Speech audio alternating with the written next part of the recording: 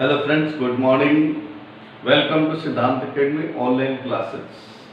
अभी आप देख रहे हैं संजय सिंह गौतम को। यदि मेरे इस चैनल को सब्सक्राइब नहीं किया है तो सब्सक्राइब करें और लाइक भी करें, और साथ में बेल आइकन वाला बटन जो है उसको दबाना ना भूलें, क्योंकि जो भी latest up to date video मैं अपलोड करूँ वो वीडियो सबसे पहले पहुँचे आपके तक और उस वीडियो का लाभ उठा सकें। इसलिए बेल आइकन को दबाना जरूरी है। तो कि यदि आपने बेल आइकन और सब्सक्राइब कर दिया है, दबा दिया है बेल आइकन वाला और सब्सक्राइब कर दिया है, तो धन्यवाद, थैंक्स। और आज हम लोग एक ऐसे टॉपिक पे चर्चा करेंगे मैथमेटिक्स के,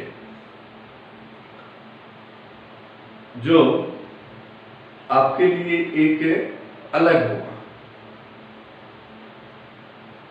जो मैट्रिक्स का हमारा 4 पार्ट्स होगा, इसमें मल्टीप्लाई पे चर्चा करेंगे। मल्टीप्लाई, मैट्रिक्स में मल्टीप्लाई जो है सबसे स्टूडेंट के लिए हार्ड होता है, कठिन होता है मल्टीप्लाई करने में वो कंफ्यूज हो जाता है।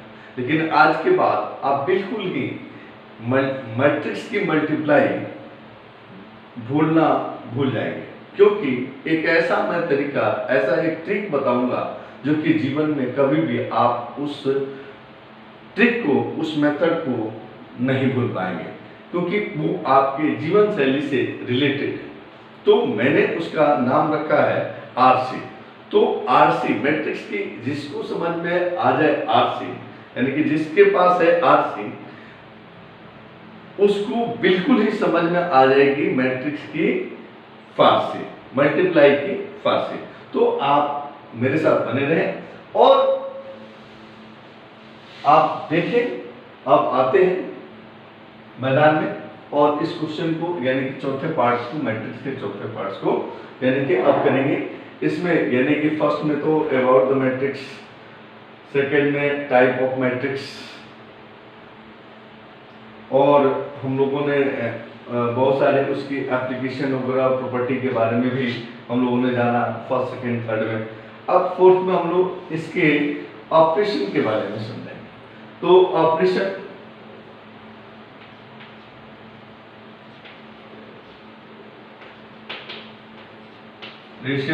On matrix, operation on matrix. तो ऑपरेशन यानी कि संक्रिया, संक्रिया आवी की संक्रिया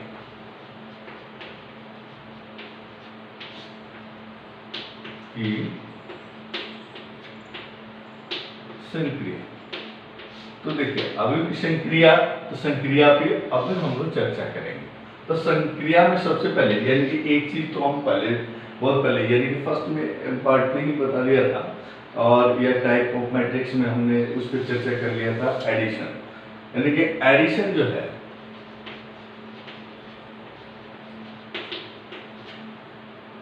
एडिशन, तो एडिशन जो मैट्रिक्स का एडिशन है, जो योग जो है, योग जिसको बोलते हैं, यानी सम। तो किसी भी मैट्रिक्स का जो सम करना होगा तो आप उसी मैट्रिक्स का सम कर सकते हैं जिसका ऑर्डर सेम, और वो अपने करस्पॉन्डिंग एलिमेंट्स यानी कि संगत अवयव के साथ ऐड होता है। और सब्ट्रैक्शन और एडिशन दोनों में आपको एक ही मेथड लगता है। तो यहां पे हम लोग देख लेते हैं, if matrix A equal Aij n into n, then and matrix B equal Bij n into n, then A plus B equal Aij plus के Bij, यानी कि ये n इंटू एन है, तो ए भी n इंटू n होगा। If यानी कि एक एग्जांपल ले लेते हैं हम लोग,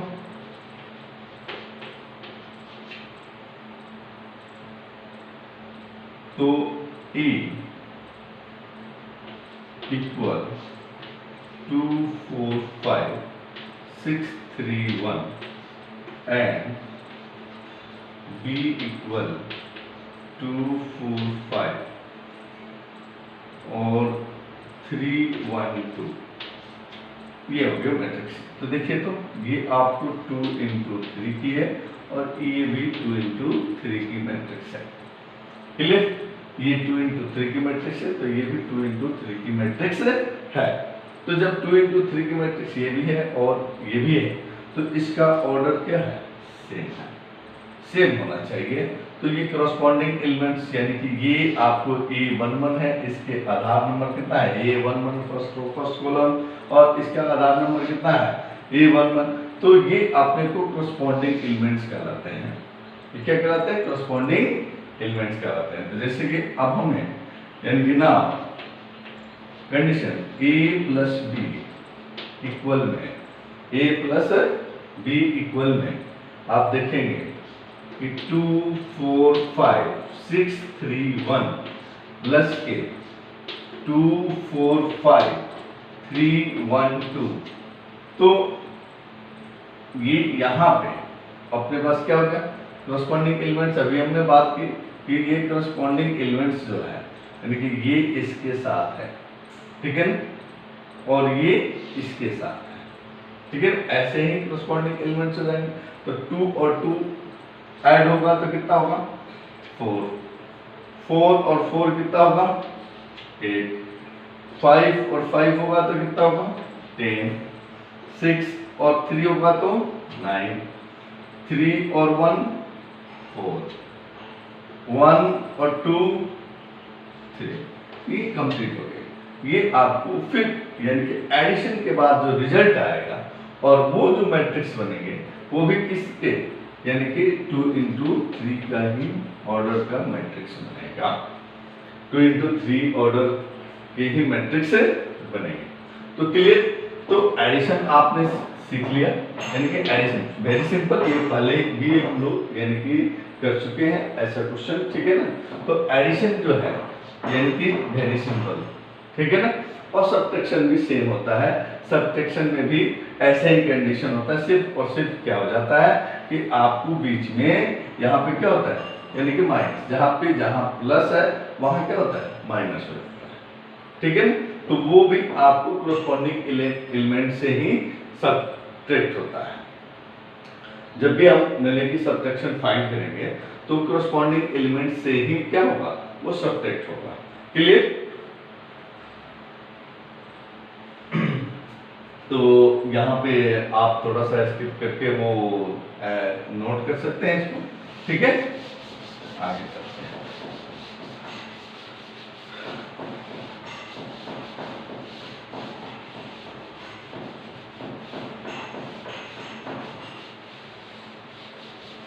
देख, अब हम लोग चर्चा करेंगे सब्ट्रैक्शन। तो सब्ट्रैक्शन बताओ कि कर लेंगे। चलो एक बार मैं उसका एग्जांपल एक बार कर देता हूं। दूसरी जो ऑपरेशन होगी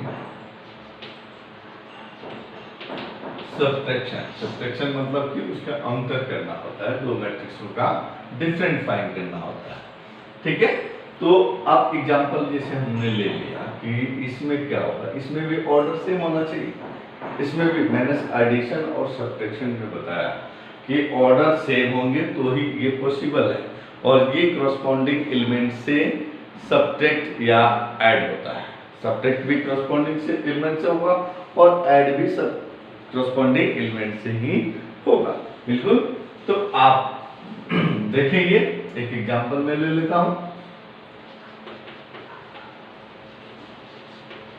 ठीक है ना। तो एग्जांपल में क्या होगा कि कोई इफ a इक्वल -1 2 3 और यहाँ पे 4 5 6 1 -2 3 एक मैट्रिक्स हमने ले लिया, एंड बी कितना होगा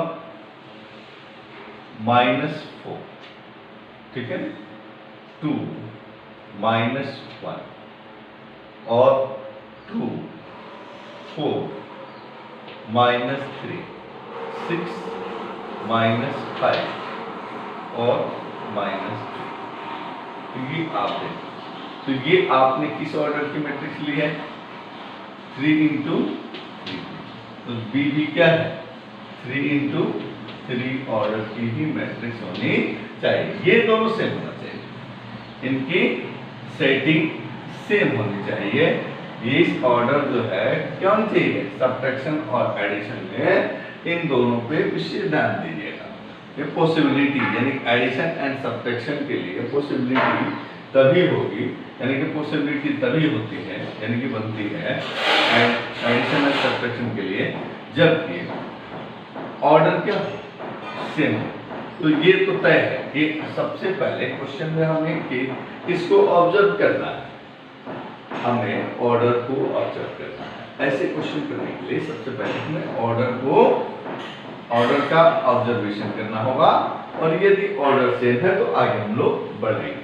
देन रिजल्ट की बात करें, देन a + b इक्वल में -1 4 1 2 5 -2 3 6 3 प्लस -4 2 -1 2 4 -3 6 -5 -2। ये क्लियर हो? अब देखिए इसको हम क्या करेंगे ऐड कर देंगे, इसको क्या करेंगे ऐड कर देंगे, ऐसा एडिशन सब्ट्रैक्शन हमें करना है, यहाँ माइनस लगाएंगे तो यहाँ पे भी क्या होगा माइनस। अब थोड़ा सा हमें साइन का ध्यान रखना है क्योंकि माइनस में प्लस में तो कोई फर्क नहीं पड़ता, तो माइनस और ये माइनस और ये माइनस, तो ये करस्पॉन्डिंग एलिमेंट्स जो है यानी इसके साथ यानी कि ये आपको ऑपरेशन करेगा, तो ऑपरेशन में इस एलिमेंट्स के साथ ये भाग लेगा, पार्टिसिपेट करेगा। तो यहाँ देखिए -1 है, बीच में माइनस है और ये माइनस है, तो माइनस और माइनस क्या हो जाएगा माइनस माइनस क्या हो जाएगा प्लस। एक बार मैं लिख देता हूँ माइनस और -4 ऐसे हम लिख लेंगे। तो देखिए लेकिन ये लिखने की जरूरत नहीं है, लेकिन एक बार मैं प्रैक्टिस आपको करके बता देता हूँ। 2 और यहाँ पे कोई साइन चिन्ह नहीं है, साइन नहीं है ना, तो फिर ये माइनस का माइनस है, ठीक है। 3 -6 3 -6 फिर 4 -2 4 -2 5 -4 फिर 6 और प्लस हो जाएगा ना, प्लस होगा क्योंकि माइनस और ये माइनस, चाहे चलिए लिख देते हैं एक बार में। फिर यहाँ पे देखिए 1 -2 और -3 और ये क्या हो गया 3 -2। क्लियर? अब देखिए ये क्या हुआ -1 और माइनस प्लस यानी कि ये हो गए 5, ये क्या हो गए 5 और ये क्या हो गया 0, ठीक है। यहाँ पे 5 ना होकर के 3 हो जाएगा क्योंकि माइनस प्लस 4 हो जाएगा, माइनस प्लस 4 होगा और -1 तो +4 -1 यानी कि 3 हो गया और ये क्या हो गया 0 और माइनस के 3 हो गया और ये कितना हो गया 2 और ये कितना हुआ 1, यहाँ कितना हुआ माइनस प्लस यानी 11, ठीक है। ये कितना होगा 2, ये भी कितना हो गया 2, ये कितना हुआ माइनस प्लस के 3 -2 यानी 1 होगा और यहाँ कितना हो गया माइनस और माइनस प्लस, तो कितना हो गया 3 और 2 कितना हो गया 5, कितना हुआ 5। ये हमारा कंप्लीट हुआ और ये भी कितने हो गए किस ऑर्डर के 3 × 3 ऑर्डर की मैट्रिक्स फाइंड हुए। तो क्लियर, तो हमारे पास ये क्या हो गया, therefore a minus b equal में क्या आया रिजल्ट हमारा फाइनल 3 2 2 0 1 1 माइनस 3 11 और 5। क्लियर, ये हमारा आंसर था। ठीक है, तो आप दो चीजें तो समझ में आ गई आपको, एक सब्ट्रैक्शन और एक एडिशन। तो ये दोनों ऑपरेशन जो है, दोनों जो संक्रिया है काफी सिंपल है, ये दोनों संक्रिया काफी सिंपल है, इसलिए इसमें कोई दिक्कत नहीं है। तो आपने ये दो एप्लीकेशन यानी कि दो ऑपरेशन को आप समझ। अब देखिए मैट्रिक्स के मल्टीप्लाई, यानी कि मुश्किल वहां होती है मैट्रिक्स के मल्टीप्लाई, क्योंकि उसमें बच्चे काफी कंफ्यूज करते हैं कि कैसे करें, कैसे करें, यानी कि ये थोड़ी सी कॉम्प्लिकेटेड है। लेकिन आज के बाद यानी कि आपके लिए काफी सिंपल होगा, यानी कि बिल्कुल सिंपल तरीके से मैंने एक आरसी फार्मूला बना रखा है, आरसी रूल। आरसी यहाँ पे आरसी तो आप समझते होंगे, मैं इसको साफ कर देता हूँ, आपने नोट कर लिया होगा। तो देखिए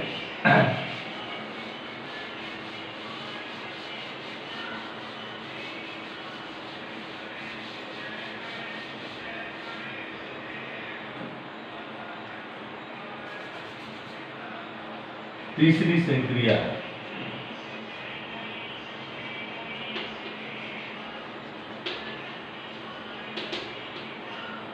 मल्टीप्लिकेशन। ठीक है, ये थोड़ा सा यानी कॉम्प्लिकेटेड, और इसी मैट्रिक्स में यही समझना है। जिसको ये समझ में आ गया मैट्रिक्स का मल्टीप्लिकेशन, वो समझे कि मैट्रिक्स चैप्टर उसका 100% परफेक्ट और कंप्लीट हो गया।